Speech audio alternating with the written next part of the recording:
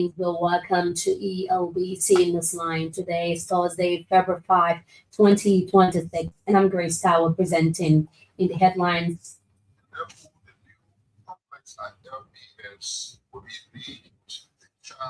The government of Liberia to dedicate modern broadcast complex at the Liberia Broadcasting System. Asalometa, Liberia launches road and railway safety awareness in Bong, Nimba, and Grambassa counties.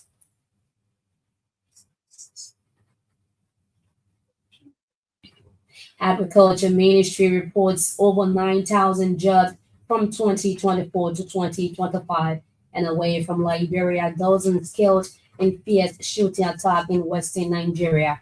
These stories plus many other developments, including the Northern Liberian English, French, sports, and our international developments. But first, here is Barbara Kamara with a news bulletin. Information Minister Jeremy Pia has announced that government is due to dedicate the new broadcast complex of the Liberia Broadcasting System. Speaking at a press briefing, Minister Pia disclosed that the facility will be named the Charles Boyan Radio and Television Complex in honor of the late journalist. He explained that the dedication date is being jointly decided upon by LDS management and the president.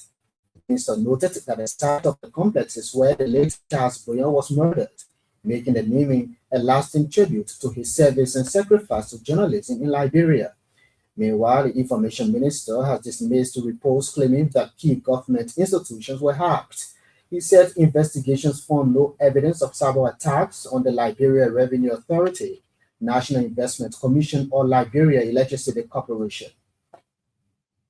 At the same time, Information Minister Jeremy Pia says the government is making steady progress in stabilizing electricity supply and improving road networks nationwide. Minister Pia assured the public that recent power challenges have been addressed by the Liberia Electricity Corporation. According to him, the street lights and power poles have been installed along major corridors, including the Robertsfield Highway and the Freeport route.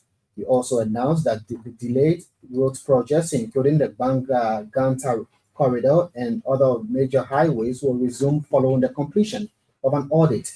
The minister said infrastructure development remains a top priority of the Bwaka administration. Steel giant ArcelorMittal Liberia has launched a community safety awareness on rail and road safety. The awareness, according to ArcelorMittal Liberia, is targeting its operation areas in Nimba, Grambassa, and Bong counties. ArcelorMittal Liberia Communications Manager Winston Dayu told the Elbc on Thursday that the goal is to protect both workers and community residents from road and rail accidents. Rail and Road Safety Awareness Month is a period for us to heighten the message, scale up our efforts to make sure that we reach beyond our operations to our communities. Mr. Dayu said the company is partnering with national and community radio stations to educate local residents about when and where to cross the railway and avoid road accidents. For her part, the Community Relations Superintendent Rokoe Samuel Kamara said road and rail safety awareness will significantly reduce the number of accidents experienced in the past. The Ministry of Agriculture has released a report highlighting 9,659 short, medium, and permanent jobs were created from 2024 to 2025. According to the ministry, the number of jobs created in the 2 years was part of the overall 70,000 jobs created by government. Agriculture Minister Dr. Elizana Nuta told the Super Morning Show on Thursday that most of the jobs were created through the construction of farm-to-market roads. For every 1 hectare you are developing, you will need at least 2 men that will be working there to produce the rice from land preparation to harvest. Minister Nota disclosed that 123 persons were permanently employed at the ministry last year. He clarified that job creation cuts across the formal and informal sector. At the same time, the Agriculture Minister has called for enhanced cooperation among officials of government to strengthen public trust. Minister Nota said the issues that must be discussed among public officials should not surface in the press. The Agriculture Minister was reacting to a public request by the head of the National Food Assistance Agency, Director General Boubacar Salif, for a budgetary allotment of $950,000 to be redirected to the agency's account. I chair the board of NFA, the National Food Assistance Agency. I chair the board. So if the entity whose board I chair saw that there was maybe something he feels that was not done, the first thing was to talk to me. Minister Alexander Nuta told the Elbc that as board chair of NFA, he has not received any communication, official or official, from authorities of the agency regarding the reported amount. Meanwhile, Minister Nuta says the Ministry of Agriculture remains committed to fostering transparency and accountability at all times. Senior officials of the Economic Community of West African States, ECOWAS, and the African Development Bank are currently meeting in Abuja, Nigeria, for a 3-day high-level discussion. The central focus of the consultative meeting is the extension of the Regional Integration Strategy paper to West Africa. The RRSP, when extended, will provide a coordinated framework for investments and policy support, aiming to accelerate economic growth, enhance connectivity, and strengthen resilience across West Africa. In his opening remarks, the FDB Director General for West Africa, Lamin Barrow, stressed the importance of extending the current RRSP, which reached its deadline in December 2025.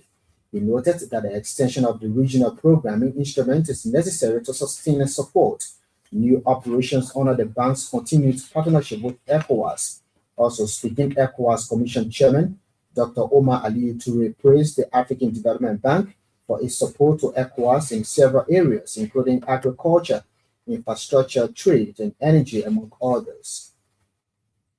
The rehabilitation of a 23.91 kilometers road linking River G to Grand Crew counties is currently ongoing, with the residents and travelers praising government for the initiative.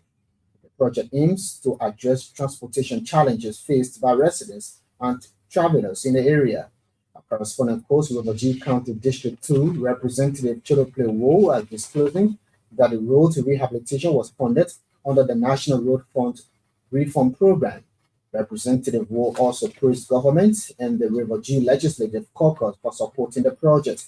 Meanwhile, motorcyclists welcomed the initiative, expressing gratitude for the ongoing roadworks across the country.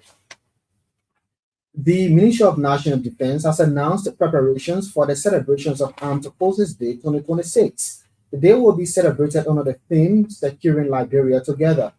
Deputy Minister for Operations Spencer Liko said the event will highlight the AFL's role in protecting national peace and stability. Minister Liko noted that the activities will focus on strengthening civil-military relations and promoting patriotism among citizens. He also disclosed that the ministry will continue to monitor security operations, including the protection of Sapo National Park. Meanwhile, the Deputy Minister reaffirmed government's commitment to improving recruitment and training within the AFL.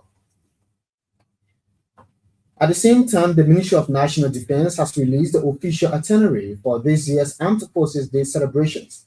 Deputy Defense Minister for Operations Spencer Liko named a 7.5-kilometer run, rehearsals, and the issuance of new uniforms to 14 duplication of the Army's uniform.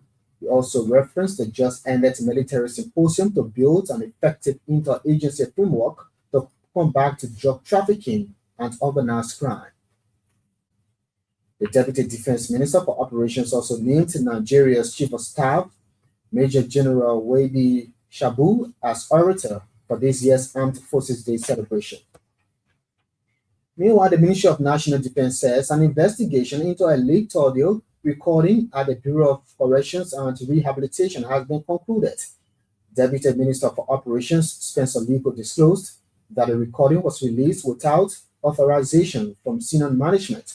According to him, findings show that Assistant Director for Operations Lawrence Goble acted on management instruction and did not break the law. He said, based on the report, the investigation panel has recommended his immediate reinstatement. Meanwhile, Minister Liko said the ministry remains committed to strengthening internal communication and accountability.